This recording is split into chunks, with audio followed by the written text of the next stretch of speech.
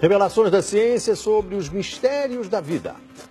Especialistas de vários países estiveram no Brasil para o lançamento de um grupo dedicado à tese do chamado design inteligente. Esses cientistas acreditam que a perfeição e a complexidade da natureza comprovam a existência de um ser superior. O que há por trás do bater das asas de uma borboleta? Ou das cores vibrantes das penas dos pássaros? O que há em comum entre a concha do mar e a força dos furacões? Que mistérios guardam as nossas células e o DNA, o responsável por tudo o que somos? Os homens reunidos nesta sala são os principais nomes de um ramo da ciência que pretende responder questões como estas. Ao contrário do que a gente apregoou por 150 anos, há evidências de inteligência na vida e no universo. Eles são estudiosos do chamado design inteligente, uma linha de pesquisa que acredita que a complexidade da vida e a perfeição da natureza comprovam a existência de um ser superior. A vida foi feita pronta, o universo foi feito pronto, planejados por um ser extremamente inteligente, com design, com arte, com perfeição. Marcos Eberlin coordena o Núcleo de Pesquisa em Ciência, Fé e Sociedade, recém-inaugurado por uma das maiores universidades de São Paulo, em parceria com instituições americanas.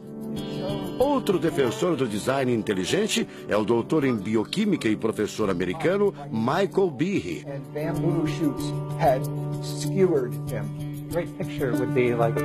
Brian Miller é doutor em física. Ele coordena as pesquisas da Universidade de Duke, nos Estados Unidos. Seria um super engenheiro, um super arquiteto?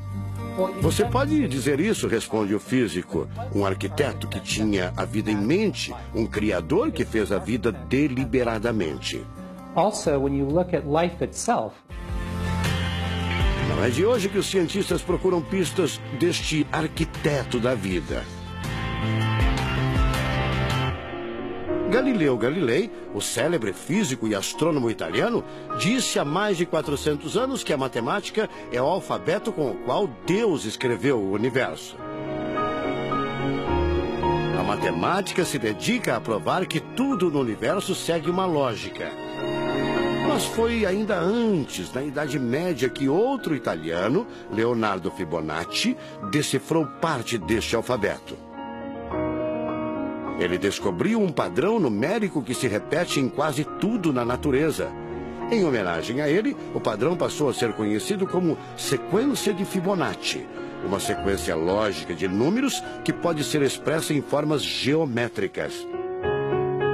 Em cada quadrado, a gente consegue construir arcos, são aquelas linhas tortas, né? A gente consegue ligar um arco com o outro. Quando você liga um arco, um outro arco, um outro arco, um outro arco, um outro arco, e vai seguindo um outro arco, pensando no próximo quadrado, um outro arco.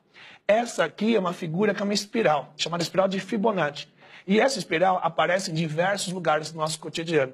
Aparece, por exemplo, na nossa orelha. O formato da nossa orelha é exatamente essa espiral. Uma coisa interessante, aparece no nosso rodamuinho do cabelo aqui. É o mesmo formato que aparece aqui. Que é o mesmo formato que aparece naquela concha do mar, tal do Nautilus, né? Que é o mesmo formato que aparece nas estrelas do universo. Que é o mesmo rodamuinho que forma quando tem um furacão. A sequência de Fibonacci foi encontrada também nas ondas do mar, nas pétalas das rosas, na distribuição das sementes do girassol e até nos hexágonos da casca do abacaxi. Mais uma comprovação matemática da existência de uma mente inteligente por trás da criação seria o chamado número de ouro, ou proporção áurea, representada pela letra Φ. O número de ouro, também representado pelos dígitos 1,618, está presente na construção de uma das obras mais importantes da antiguidade, o Partenon. Foi usado por Leonardo da Vinci na Mona Lisa, o quadro mais famoso do mundo.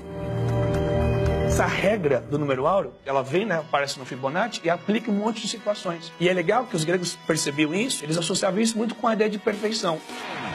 Ele está presente nas asas das borboletas e até nas medidas do corpo humano. Se você pegar a sua altura e dividir pela distância do seu umbigo até o chão, vai dar aproximadamente 1,6. Um φ. Vai dar um φ também. Se a gente abre os braços, né?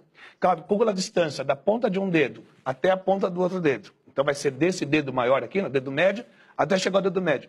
Se eu pegar essa distância e dividir pela distância desse dedo até esse ombro aqui, vai dar 1,6 de novo. De tudo na natureza, o que mais impressiona os cientistas são as células, a chamada unidade básica da vida. São as menores partes que compõem os seres vivos, vegetais ou animais. O corpo humano é formado por cerca de 100 trilhões de células que dão origem a tecidos e órgãos. We cannot be accidentally caused. Life is not an accident. O americano Douglas Axie estuda biologia molecular há mais de 25 anos. Ele garante: não existe a mínima possibilidade de a vida ser um acidente, um acaso da evolução do planeta. Para ele, as células são complexas demais e só podem ter sido criadas de propósito por um ser inteligente. Literally machines that are made out of molecules.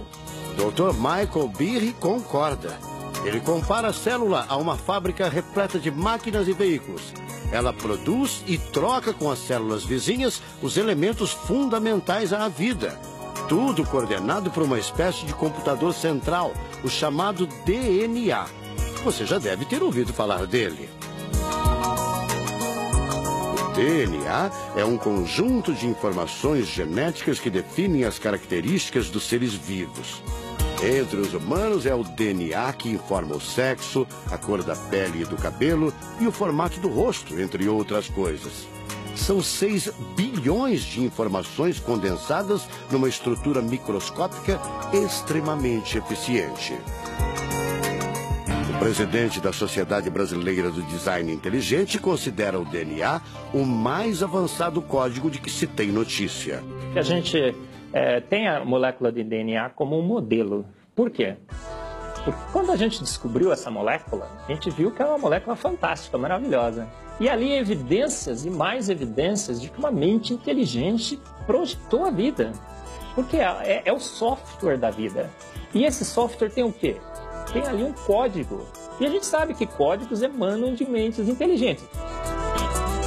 Nos Estados Unidos, um grupo de pesquisadores afirma ter identificado uma sequência de números que sempre se repete no DNA humano.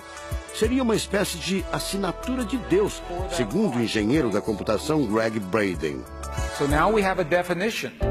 Ao considerar a carga dos elementos químicos do DNA, os pesquisadores teriam identificado o seguinte padrão numérico: 10, 5, 6, 5. Eles então passaram a tentar decifrar esse código e tiveram a ideia de substituir os números por letras hebraicas.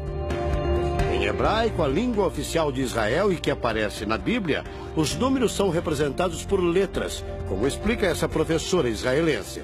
A escrita hebraica é muito antiga. Já tem textos escritos 1000 anos antes da Era Comum. E nesta época ainda não inventaram o sistema decimal dos números que usamos agora. Na Bíblia, o Primeiro Testamento, podemos ver não só os números dos versículos e os números dos capítulos, mas também as páginas. A contagem das páginas está feita em letras e não em números. A sequência numérica 10, 5, 6, 5 foi transcrita para as respectivas letras em hebraico: Yud, Rei, Vav, Rei. Veja o resultado. A sequência corresponde à palavra Javé, ou Deus, em hebraico. Apesar de todo o avanço da medicina, cerca de 90% das informações genéticas ainda são um mistério. professor Eberlin diz que as descobertas científicas trazem implicações sérias para toda a humanidade. Mas cada vez mais reforçam os argumentos de quem acredita no design inteligente, a assinatura de uma força superior. A gente vai ter que entregar essa informação para a filosofia e para a teologia. E a gente agora, como bons filósofos e teólogos que todos somos, a gente vai colocar a nossa filosofia e nossa teologia em cima desse dado científico e optar pela melhor opção. Eu, óbvio, acho que a melhor opção é Deus. Como gente, a gente tem esse direito, né, de especular em cima da descoberta científica de que uma mente inteligente orquestrou o universo e a vida.